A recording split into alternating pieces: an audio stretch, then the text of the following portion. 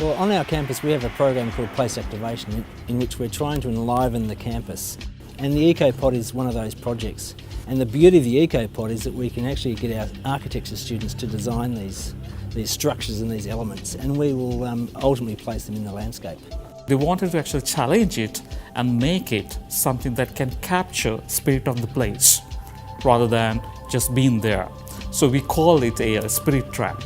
When I heard that we were going to be doing a pod on Curtin campus, the first thing that I thought of was what will the students want to use it for. I find, everyone seems to be meeting over coffee and things, so I thought, well, why can't I create a space that has that same atmosphere but has more of an approach to sustainability. So this movable canopy just here, it's something that students, when they're within the pod, can control and manipulate themselves to get different light effects into the space. And to really create an intrigue and attract people to do this, I designed this sort of industrial mechanism that works it. So the main drive of my project was to put something on campus that would improve campus life. The doors are a drawbridge style pulley system, so they're designed to they've got tiered seating on it, so when you open it up it creates a different study space where it can be a group tuition.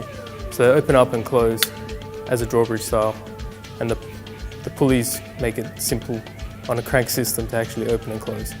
I had this sort of timber structure which would have a sort of, I guess you can say, a structural sort of spine through the building, and that my pallets would sort of come together and inform that sort of spine and clad this sort of pod so that it sort of shaped and gave a bit more of a natural feel and texture, somewhere where a space where someone could come into, feel calm, relaxed. Once I started learning a bit about the spatial mapping and the analogue mapping of the site, working out pedestrian access, it sort of developed into the shape of the building that I wanted, or the pod that I wanted to create.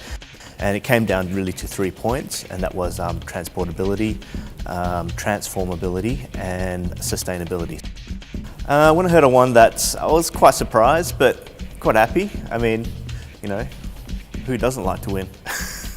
It would be great to build one of these on campus to see how the students are having their own signature, their stamp, their legacy behind once they actually graduate. I'm quite keen to see if they do construct it. It'd be quite interesting. Obviously there's a few details that might need to be looked at prior to building, but I think it'd be quite an interesting project if they do it.